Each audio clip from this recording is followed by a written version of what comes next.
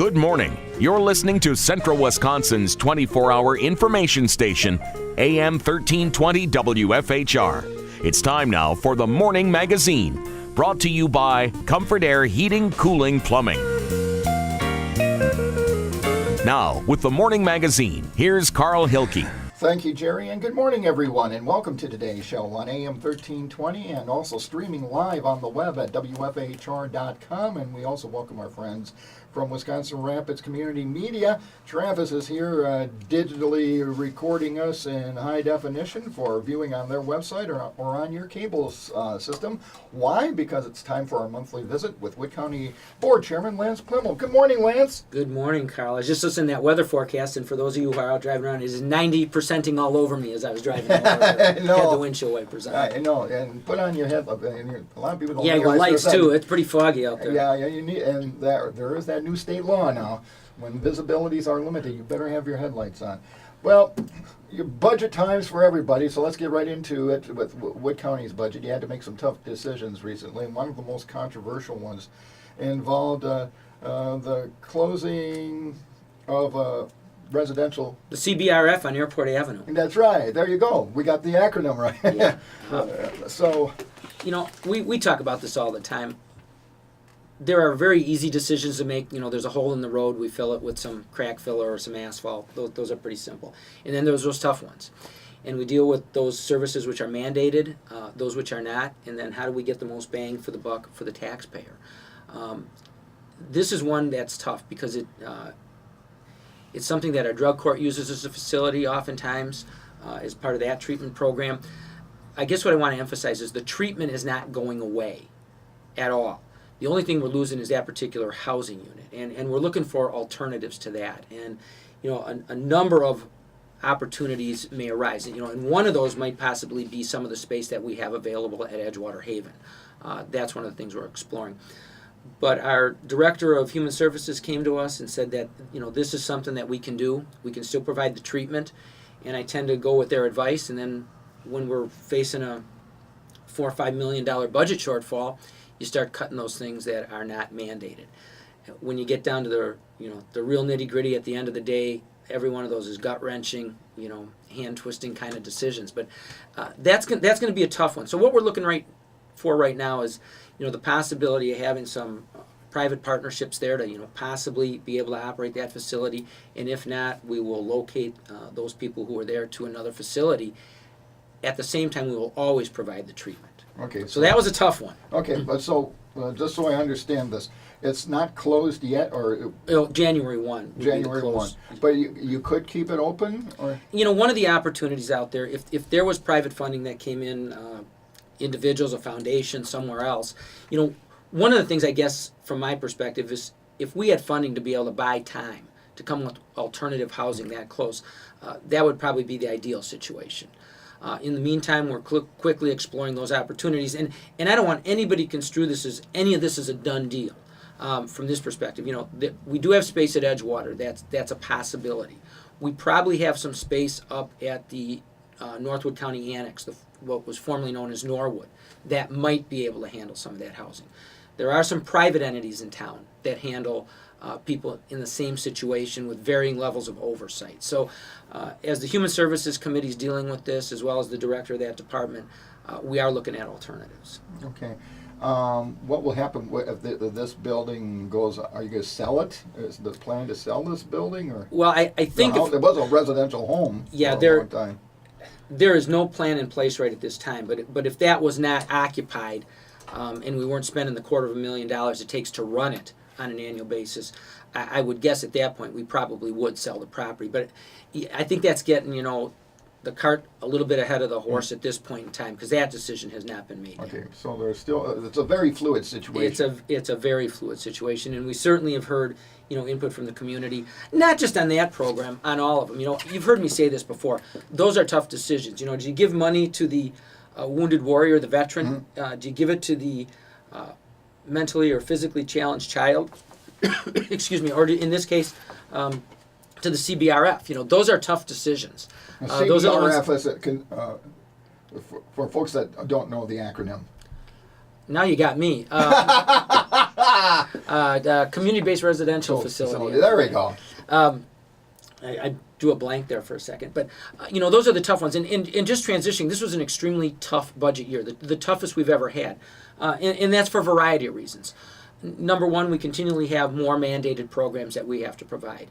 Number two, we've been under tax levy freezes for years and limits that haven't allowed us to increase spending on anything. And those of you at home realize that the cost of whether it be gas, well, gas is a bad example this year. Forget that one. But the cost of merchandise, the cost of supplies, the cost of labor, the cost of healthcare, all of those have risen dramatically over those years. That was part of it. And then right now, this year, we had the generational change of going into the old River Block building. Mm-hmm. We have a courthouse that was 60 years old. When you have a 60-year-old building, it wasn't built for fiber. It wasn't built to handle the technologies we have today. To cool those equipment, or to cool that equipment, to keep it running, and then the space to house those additional people that run those mandated programs. So we were able to, with an expenditure of about $5 million total, and that includes the purchase of the building and the total remodel, move into about 75,000 square feet in the former Consolidated Papers River Block building. Okay. That transition is moving along. People have asked me, why aren't we in there right this second? Well, there's a transition period. There's HVAC updates that are happening in there, electrical updates, parking and handicap accessibility is being handled right now. You see that outside, cleaning out the building. You're going to have the health. The major players in there are going to be the health department and the human services department, and hopefully that is all service under one roof. Used to travel maybe from 12th Street down to the courthouse over to some of the other ancillary facilities we had. When we are able to house all of those people in one building, it should be much more consumer friendly. And realistically, when you can purchase basically 75,000 square feet for $5 million, that is an unbelievable price. So we're getting hit with that this year, though, and that's a reality. But we have transformers in our current courthouse that are 60 years old, that have a life expectancy of 25 years.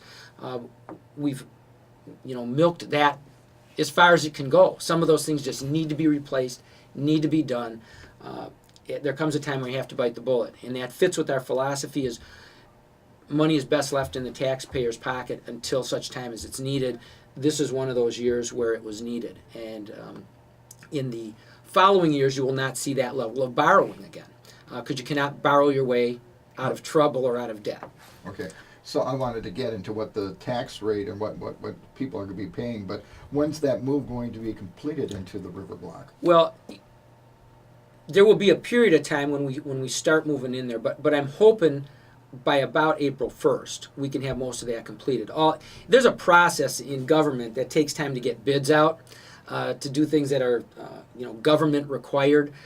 We hope to start that construction process shortly after the first of the year. The build out, we need privacy. That was an open air facility. We need privacy for those nurse and medical offices. We have HIPAA compliance, so you can't have voices going over the top of cubicles when you're dealing with the issues that we deal with in those departments. But hopefully, by around April 1st, we'll have that move completely made. Yeah, I think people forget with all the different requirements, with the departments that you could be locating, their confidentiality is very important, and you're probably going to have to do some remodeling. Well, it really is light speed. We talked about spending $30-40 million for an addition that was a third that size. And if we would have done that, we'd been lucky if the footings were poured right now. So although sometimes you wonder why we're not in there yet, it really is moving at light speed. You had to have design of those offices, how that was going to happen, where you're going to locate those additional bathroom facilities, additional HVAC to accommodate those individual offices, and then all the upgrades that it takes for today's world of technology. You go back 30 years ago, maybe 35, nobody had a computer on their desk, period. Now everybody uses one. And all of you remember dial-up internet and all those tones and sounds and how long it took to download one page of information. Well, that has changed, and the amount of information that we do digitally and on our computers is phenomenal, and we have to have the capability and speed to do that. So to get all that infrastructure in place takes some time. Part of the borrowing as a result of multi-year program of rehabilitating the county's highways. Where are we with that? And Yeah, you're going to see a decrease in those levels over the next few years. We've done a yeoman's job of bringing our county highways up to the specs that they should be in most cases. Now, there's a little bit of work to do, but that has happened at an accelerated pace, more quickly than we anticipated might happen. So you're going to see a decrease in those amount of dollars as we go forward. That plan was to be about a 5-year plan to bring everything up to snuff. That's going to happen quicker than that. That's good news. Yeah. So, I mean, there's positive things. At the end of the day, I don't like spending money. I don't like borrowing money, but when you have the opportunity to bond at about, 1.3 to 1.6%, depending on where we get it, the money's almost free. Not quite, but pretty darn close. And when you have to make those generational changes, this is the opportune time to do that. And we're seeing interest rates creep a little bit right now, so I guess to some extent I'm glad that we were able to lock in some of those rates when we did. But again, you cannot borrow your way out of trouble. So we need some structural changes. We need some changes from the state. I think you're going to see more autonomy in state government. I think you're going to see that translate to more autonomy into local government. And that'll give us some of the flexibility to do some of those things. Okay. What does this mean for taxpayers? Last year's tax rate, give or take some tenths or hundredths of a cent, was about $4.80. Was the mill rate this year? It's $5.09. So you're looking at 29 to 30 cents. So you're looking at about $30 on a $100,000 home, is what that equates to. Don't like doing that. We went 16 years in this county with no tax increase, which, by the way, to some extent penalizes us. Because, like compound interest, if you increase your budget by 2% every year on the increase from the year before, it tends to increase pretty quickly. But we held the line for many, many years. This year, because of those road projects, because of the river block purchase and the movement of those departments, and then lastly, we had the big kicker at the end of the day is we had an $800,000 refund to the state of sales tax money that they had given us. They said, here's your money. Sales tax was collected. It was incorporated into our budgets over the last 2 years. And then they said, oh, by the way, we want all that back and we want it back now. And so to have that amount of money, the state had a miscalculation or a disallowance of somewhere in the neighborhood of $150 million of sales that all of a sudden became exempt. And when we asked where that came from, they said, we won't tell you. Really? I guess if you're out there in the community and you start thinking, what entities have the capacity to do that kind of business, there are not a lot of them. Why won't they tell you? I don't know. I have no idea. But I'm sure it was a result of an appeal and then maybe a court decision. Okay. But they would not tell us what entity that involved. Okay, it involves a private entity or individual, and as a result... Yeah, I'm sure it's not an individual. Well, I mean, a business. Yeah, but I mean, But at the end of the day, you go in and you're $800,000 in the hole. Right. Going into the year, and that was our big, the big hurdle to get over as we got into the final stages of that budget committee. We cut a ton of dollars from an operational expense. We tried to maintain as many of the programs as we could that weren't mandated. We tried to leave as much of the capital outlay in place as we could because, that's pay me today or, pay me twice as much later. So right. If those were scheduled and necessary, we tended to move forward with those. Since you mentioned the operational, hey, we're in that time of the year now where we're getting we're getting slush one day, rain the next, and what have you, and, the snow removal budget. How is that going to be for this winter? Well, luckily, we're still in last year's budget Okay. until we get to the first of the year. Last year was a fairly easy year. So, Right. I think we're going to be okay there. We have incrementally increased. A lot, budgets are based on, historically what has happened over a year. And they're fluid documents, and there's something you work from, but we cannot control the weather.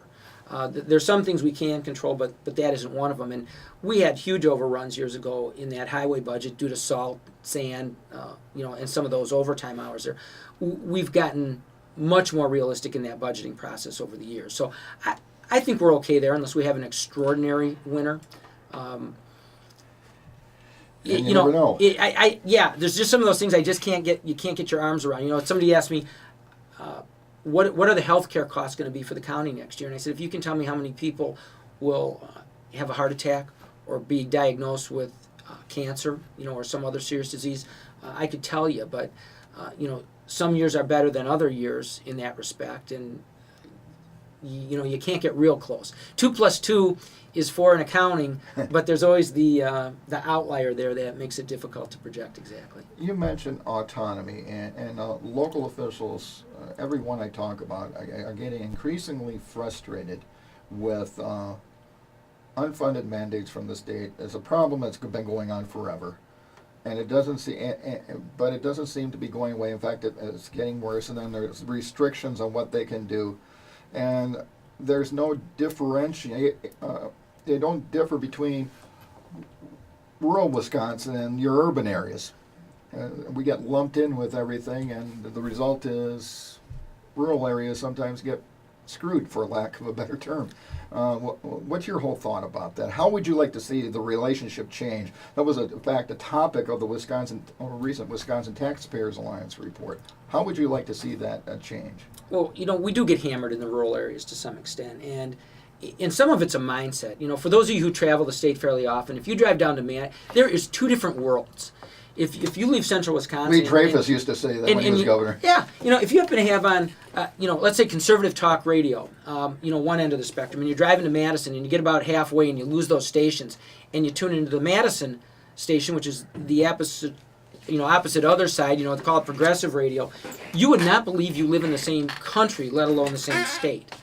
And then if you drive into Madison and you see 9 or 10 giant cranes on every horizon putting up, you know, new buildings and edifices to, you know, government, education, and all the rest, as there's been a move to the cities, they just don't understand the pain that rural Wisconsin has suffered, and the movement to those larger metropolitan areas, you know, the brain drain from some of the more rural areas, and they just don't get it. And the fact of the matter is, you have many more legislators from the southeast corner of the state, and you know, from the Madison area, than you do from the rest of the state.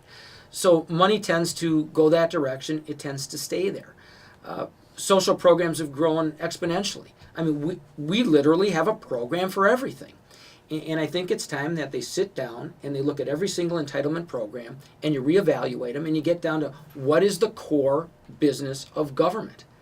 And there's so many things we do that are ancillary to that. I just find it amazing.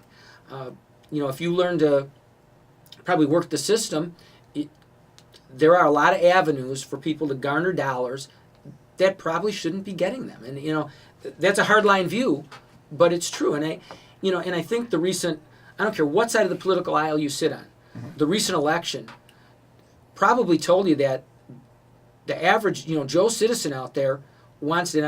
I'll use a phrase I've heard, and you'll probably shoot me for it, but drain the swamp. I mean, things have to change, and no matter if you like a politician, you don't like a politician. I think the word was, we need change. We need a different attitude. We need a business approach to everything that's happening out there. And you know, you look around. There were some elections in central Wisconsin that kind of surprised me, you know, to death. Our president-elect, Karen, Wisconsin, surprised me, especially when you hear the polls, which couldn't have been more wrong.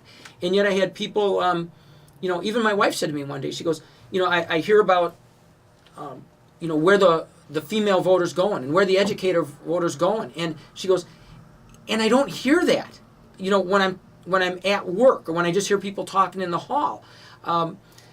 So there's a disconnect. Right. You know, a total disconnect. And at the end of the day, that's the message that the public, I think, is trying to send to Washington and to the state. Well, here's something I think from a national standpoint and in a state standpoint, Representative Krug on this program has said, the battles or the debates in Madison don't surround so much political philosophies anymore between liberal, conservative, or Democrat, Republican. It's rural versus urban. And that's where your coalition, you got some interesting coalitions are starting to form to represent rural areas. And you're seeing that, if you look on the national, broader scheme of things, that's what you're seeing in the national picture too. It's urban versus your more rural parts of the country. It is, and politicians everywhere need to build relationships. And I actually, the morning after the election, I was driving, I had a conference down the Milwaukee area, and I was in the car, I was on the phone almost the entire way. Hands-free, by the way. But I was on the phone. And it was legislative directors from various organizations that I work with calling me saying, what now? Who do we engage? How do we engage them so they understand, where we're coming from in our plate? Because, again, there was a monumental shift in what's going to happen both at the state and federal level. And, you need to have a seat at the table and participate in those conversations to get your point across. What would be your point? If you got that seat at the table, what would you be telling Madison? Well, the first thing I'd like to see is quit throwing money at us in little tiny, scoops and telling us to solve a problem. We have funding for every little program out there. I'd like to see, in effect, I'll call it block grant funding, or give me a bushel basket of dollars and tell me to use it the most effective way in my county. And I'm going to use one program, and that's let's talk it, click it or ticket, seatbelt enforcement. Oftentimes the state or the feds will throw $75,000 at us and tell us to enforce the use of seatbelts. Well, there's nobody out there that doesn't believe that the use of a seatbelt is a good idea. It's a safer idea. Whether you want to use it or not, it's another deal, but it's safer. But it doesn't make my community any safer. And I think people are telling Washington and the state, if I elect to kill myself or injure myself, that's my decision. If I would have that money in the county and I could use it for to address the opioid epidemic or the methamphetamine epidemic or to hire additional detectives or to further our court system, I'd be so far ahead as opposed to going out and writing seatbelt tickets. I'm not trying to pick on one program. But instead, what you want is a general block. I want a general block grant. And then you decide the priorities. And let the local units of government decide where it's going to benefit their communities the most. And we never get that opportunity. And it's a lot of money sometimes. It can be $1 million here or $75,000 there, but we're talking real dollars that often don't go to the most effective way to handle funding in your area. It could be transportation dollars. There's so many programs out there, CHIP, TRIP D, CHIP D, and it comes in little increments. And if it came in one basket, here's your transportation budget. Here's your transportation. We'd be able to better address those needs because it makes no sense to, kind of hopscotch from Project A over maybe in Nakusa to do another project up in Rudolph if we had one in between that needed to be done, and then the money comes later. None of that makes sense. So I guess my point would be hands off. Give us a large sum of money. Let us decide how to spend it. Let's decide what we're going to do with it and how we're going to make the community better. Okay, fair enough. Hey, we're out of time. We Very can't. interesting. Yeah, I know. We're just getting started. I just got you warmed up. But as always, I appreciate the time. And to you and your family and everybody in Wood County government, thank you for all the services you provide during the course of the year.